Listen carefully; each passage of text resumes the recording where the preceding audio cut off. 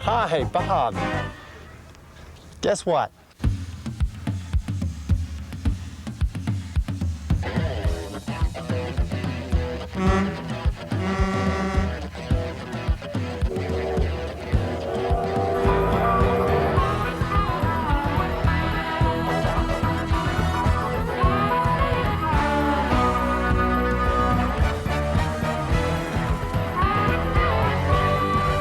Bob Bourke is the mechanic at large. No, I won't get it dirty, I promise. Hi, I'm Bob Bourke and welcome to Mechanic at Large. Had to go borrow a vegetable brush. I'll show you why in a minute. Today on our show we're going to talk about glues. There's some really interesting glues that have been around for years, but a lot of people don't know about them, and we're going to show you how to save some money with them. We don't normally endorse products on Mechanic at Large, but if it'll save you some bucks, we'll show you how to use it. The first thing we're going to do is do a gas tank repair, and there's some really good epoxy glues out that you can put on a gas tank and glue it right through gas with it running down your arm. I got a tank here that's got a hole in the corner. This is a common problem. This is a real hole too. We're going to show you. Look at that. It's leaking, and we're going to show you a repair that you can do on that with gas running out of it if you have to. Now, if you have a job to do like this, you can jack one side of the car up, get as much gas out of it as you can, then jack the other side up and leave it dry off, and that will improve your chances of getting a good seal. The reason to fix a gas tank is this tank is worth about $300. An auto wrecker is going to charge you about half that, so you're looking at $150, and it's no fun. So we'll see if we can get a fix on this tank right now. Let me show you the glues we're going to use. I got two different products here, and these are relatively new things. This is called Quick Steel. This is made by Loctite, and they're basically the same thing. I think we'll use a little bit of the Quick Steel today. They come in round tubes, and they're kind of putty-like. Let me just show you this. This Quick Steel and the Loctite both have an inner core that's dark colored and an outside core that's gray. What we have to do is cut off a piece of this, mix it up really well, and put it on. What we're doing is combining two different things to make a really strong glue. I'm going to cut off a piece of this and start mixing with one hand, and then I'll show you how to clean up this tank. All right, let's just put it on this board here. Let's cut off about that much, just like a jelly roll, except don't eat it. Let's set that aside. I got to start mixing this. I'll just show you. I'm going to take it apart for you a little bit. It's black and gray. And I'm going to mix this with one hand while I show you how to clean up the tank with the other. If you've got sensitive skin, you might want to wear rubber gloves. I don't. I'm tough, so I'll just keep mixing here while I show you how to clean this up. Now, on gas tanks, there's one thing that we have to remember. That's the reason I borrowed the brass brush. We don't want anything metallic around there that can cause sparks. This is an absolute no-no. No steel wheels, no wire brushes. I'm even a little bit scared to use sandpaper on them because you might get a little bit of grit that causes a spark. So take a brass brush and just start cleaning in that area. I'm doing two things at once. I'm mixing and cleaning. Great. You can use some household cleanser on that if you want. If you don't have a brass brush like this, get your toothbrush out or get an old toothbrush out. Don't be afraid to use some toothpaste on it. Use kitchen cleanser, any kind of granular cleanser you want, because you want to get that as clean as you can to save that $300 to $350. What did I do with that vegetable brush?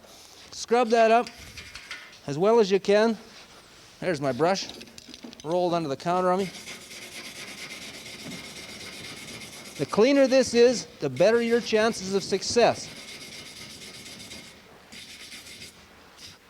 All right, now if you've used a household cleanser or toothpaste or tooth powder or anything to clean that, take a rag, wipe it off.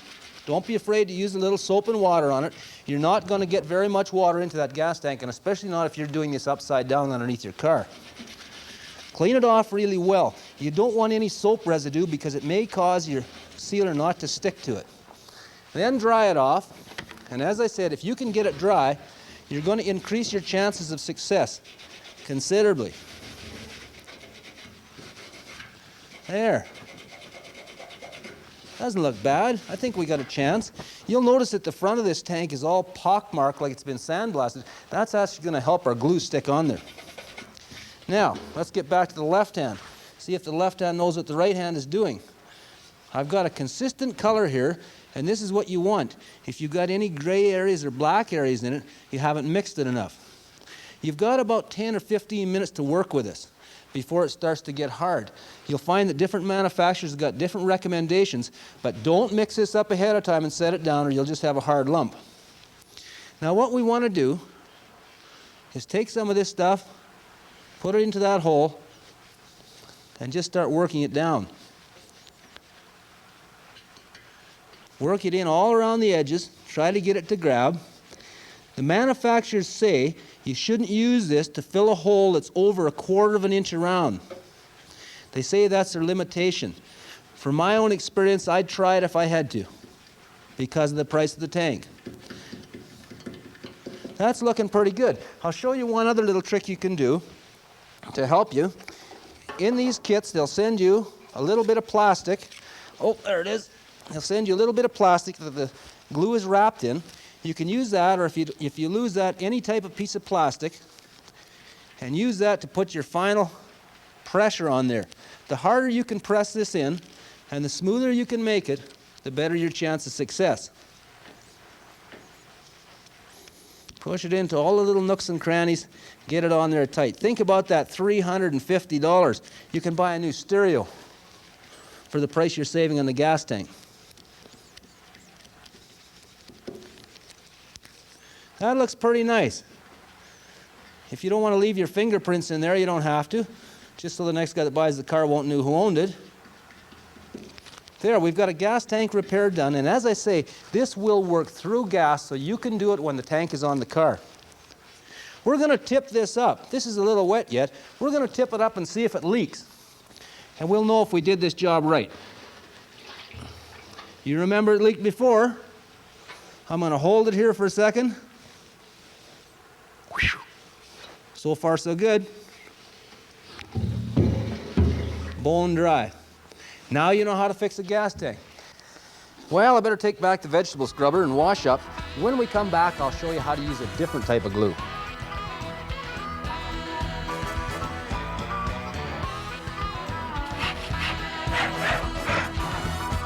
Most repairs shown on Mechanic at Large can be accomplished by the average person. Should you feel uncomfortable attempting any repairs, you should contact a qualified mechanic or your local service station. Mechanic at Large and this television station assume no responsibility.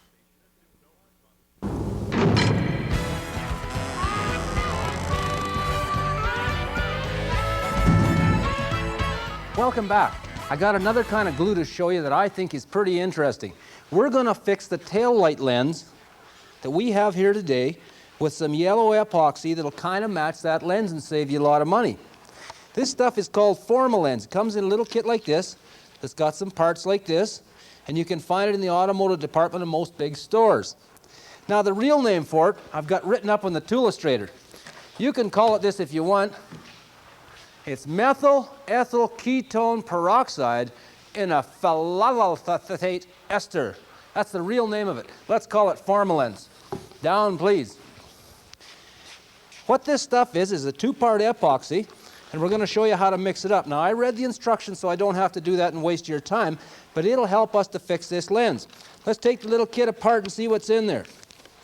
We got some plastic film, we've got a little syringe, we've got a little extension tube, and we've got some hardener. Now, like most of the modern new glues, this is a two-part system. So you've got to mix this little activator with this, I don't know whether this is the ketone or the phthalate or what it is. We've got to mix this into here, shake it violently, and we've got 15 minutes then to get it onto that light. I'm going to dump that in right now. Don't get this stuff in your hands. There's a caution on the bottle.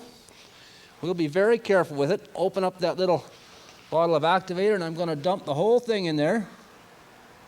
Drop by drop.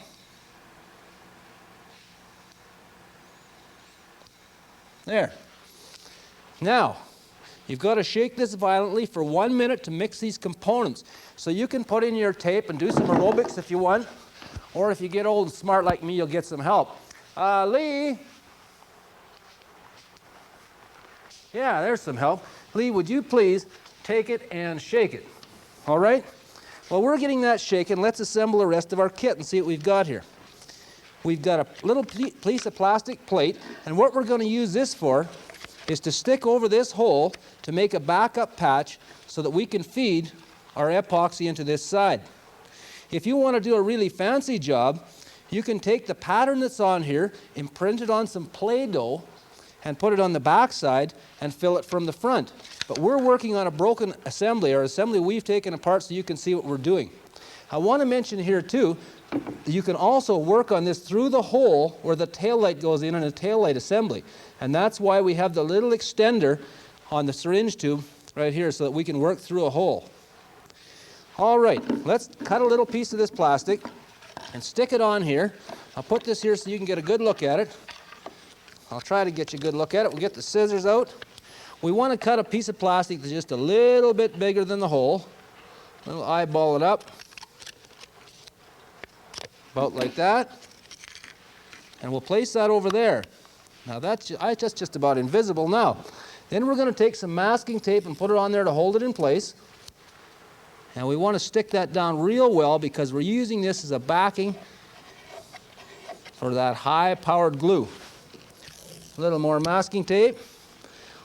Keep this down good and tight because it's going to actually form right onto that lens.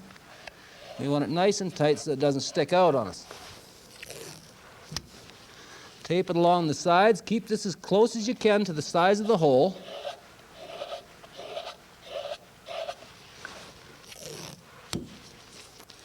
And put one more piece along there. All right.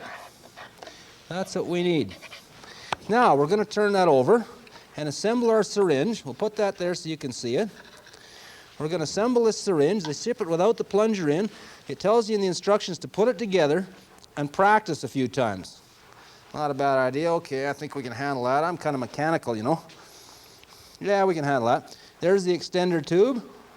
And as I mentioned, that'll help you work down through a hole if you want to go in through the taillight hole. Our stuff should be shook up by now. Are you done, Leigh? Yep. Thank you very much. Ooh, that bottle's a little bit warm. It said that in the instructions. Your bottle may get warm because this is heating as you mix it. Let's open the bottle up and draw up some phthalate ketone ester, whatever it was, some formalins. I don't know much about syringes, but yeah, there we are. Don't pull the syringe out the top.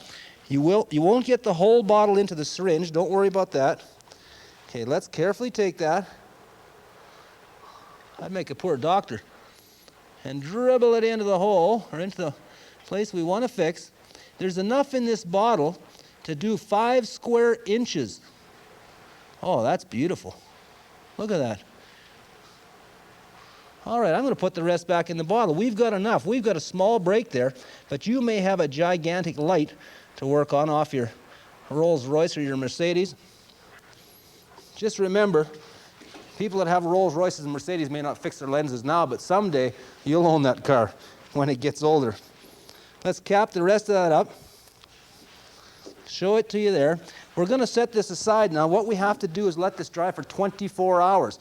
Today on Mechanic at Large, we're going to do like they do in the cooking shows. I'm going to set this aside, just like putting it in the oven. And I'm going to bring out one that I did exactly 24 hours ago right now. Okay, here's the one I did yesterday. It's the same lens. I should mention that this lens is worth $49.32, and it's not a real big one. So you're saving a lot of money on a kit that's worth about $6. Let's take off our masking tape. See how it turned out.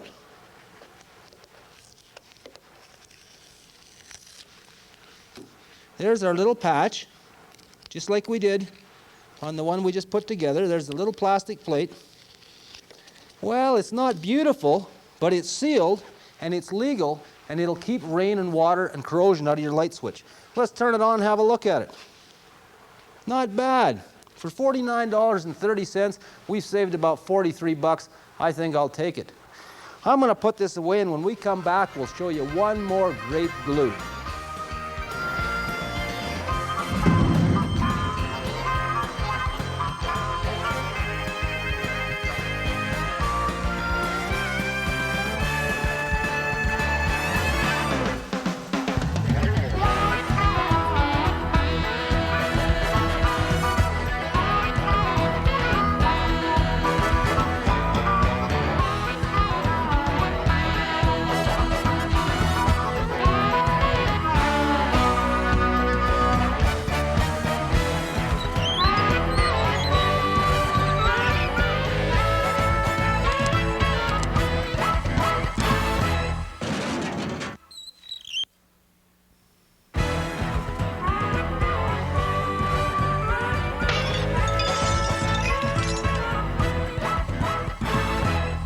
Hi, welcome back. The last glue we're going to show you today is JB Weld. It's a two-part compound. It's made by JB and some other manufacturers, Loctite and some people.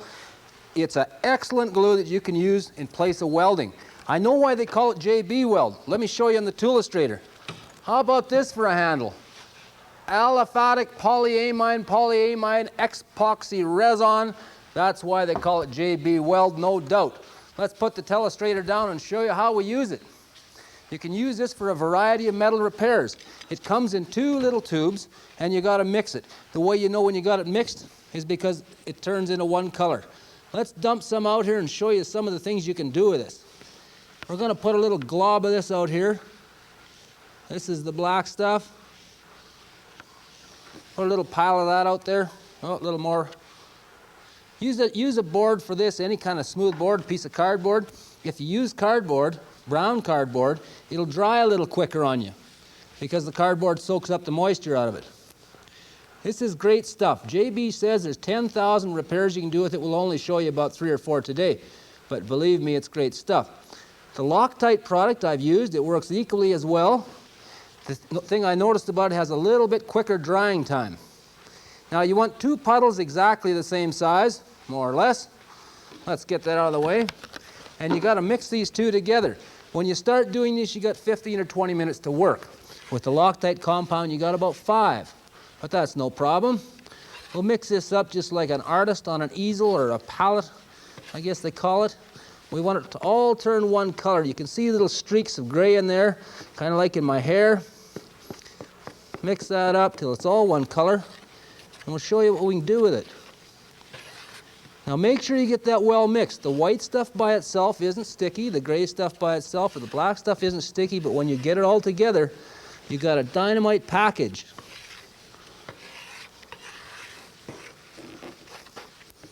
Great. We're getting it nicely mixed there, nice smooth stuff. Don't brush your teeth with it. Great. Little few black streaks there. All right. We're going to set this, just leave this here for a second. I want to show you some of the things that you can do with JB Weld. If you need to fill some holes, for instance, in some tin. Now this is out of a car door. A lot of times you'll get stripped holes, and if you want to remake some metal into these 3 holes that I drilled, here's how you do it. What I do is I take some masking tape. You want something to back this up. And I'm going to do this just the way I did it last night, because I want to show you the finished product. I'm just going to put a little masking tape over the back of that hole, like that, just to back up the JB Weld. When I jump the JB in there, it'll just hold it from falling through, because the stuff is fairly thin and runny. Let's do it on one more. One more piece of tape. Let's put that over that one, and I'll show you how to just ladle that stuff on. It's very easy to use. Don't get it on your clothes. It doesn't wash out with any detergent. Just take your knife and put that in there, mix it in that hole, and if you are filling a hole, try to push it in as much as you can, because if you can get it in to make good contact with all of those edges, it'll just stick better for you. A little more of it. Let's put it in there. I didn't clean this up or anything. It's nothing fancy. We're just sticking this on. But the cleaner you get anything that you put glues on, the better chance you have of them holding. All right? The masking tape's going to hold it in place. And tomorrow, 24 hours, well, in about 6 hours, we'll have a patch here. In about 15 hours, we'll have full strength. Let's set this down. I want to show you the patches that I did exactly 24 hours ago. right here, I've got 2 little JB Weld patches. And I need a little oil in my vise. You can see these here. These are the identical things. There's masking tape behind, and I set these holes up. Now you're saying, what is this sticking out of here? This is my own invention, my own idea. If you want to put a screw back into a hole in JB Weld, stick a toothpick in the middle of it. And then you don't even have to drill a hole to start the screw. You can put it into the wooden part. Let's try drilling it. JB says you can drill it, you can file it, you can grind it. I'm going to take my little air drill here, and I'm going to drill a hole through this metal right here, and you watch and see how long that takes, and then I'll try drilling a hole through the JB Weld. Let's try it.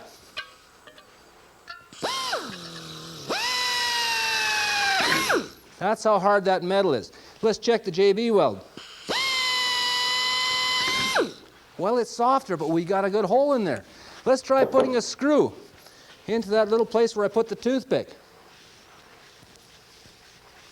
Say, I'll tell you, we've got an anchor there. If we had a stripped hole, say in the door of a car and something else, where we wanted to put new metal in, that JB would do the job. Let me show you another application of it.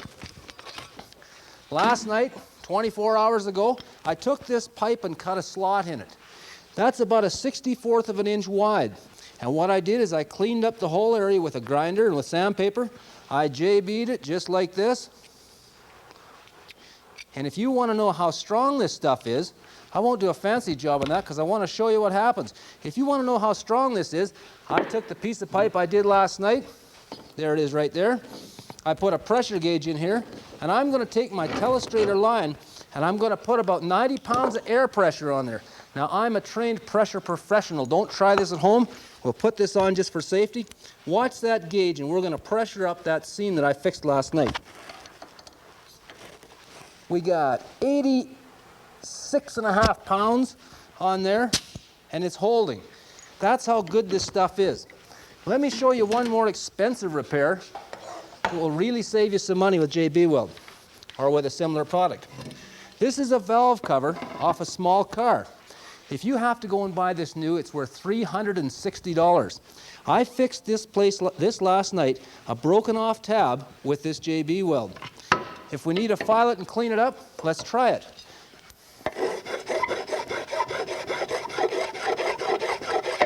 If you did a repair like that, you can file this back to level, and you saved yourself a lot of money on a major repair. It's an amazing product. As I say, we don't endorse products on Mechanic at Large, but if we see something that'll save you some money, we're happy to show it to you. I hope you'll try these things. We'll see you next time. For a copy of this episode of Mechanic at Large, please send your check or money order for $24.95 plus $5 shipping and handling and any applicable taxes to the address on your screen. Or call 1-800-843-3658 and have your Visa, MasterCard, or American Express ready. Please specify the program topic you want and allow 2 weeks for delivery.